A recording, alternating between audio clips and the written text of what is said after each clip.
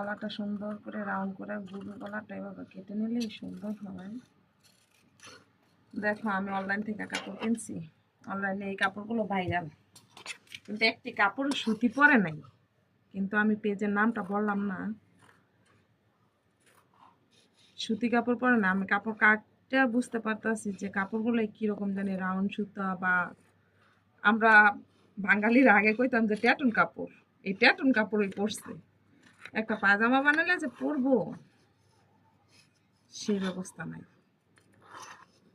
কামিজটি হয়তো মনে হয় একটু পরতে পারবে। তোমরা আর কি অনলাইন থেকে কাপড় কেনাকাটা করার আগে দুইবার ভাববা। আর যার টাকা বেশি হয়ে যায় হ্যাঁ অনলাইন থেকে কেনাকাটা করে, যেমন আমার মতো। আমার টাকা বেশি হয়ে গেছিলো তো অনলাইনে চক্করে পড়ছিলাম।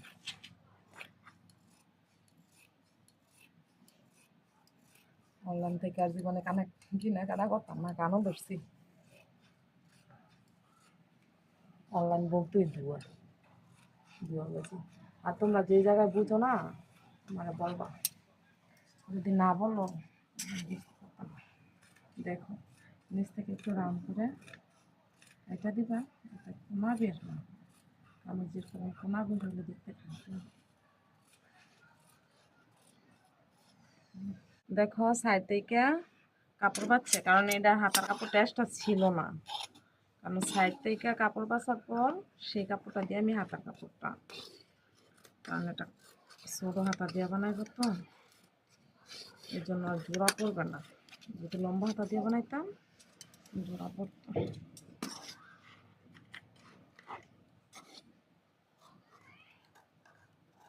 আমি নতুন ভিডিও বানাইতেছি তো, যদি কোনো ভুল হয়ে থাকে তাহলে কমেন্টে বইলো, আমি চেষ্টা করব ভুলটা সংশোধন করার জন্য।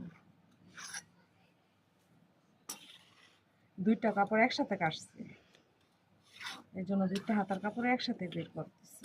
একই মাত্র তো কাপড়টা বলেছিল। গলার কাপড়টা আমি সাইডের কাপড় থেকে নিতেছি, কারণ সাইডে কাপড় ছিল না বেশি, এ কারণে নিচ থেকে জোড়া পড়বে, মাঝখান দিয়ে জোড়া পড়বে।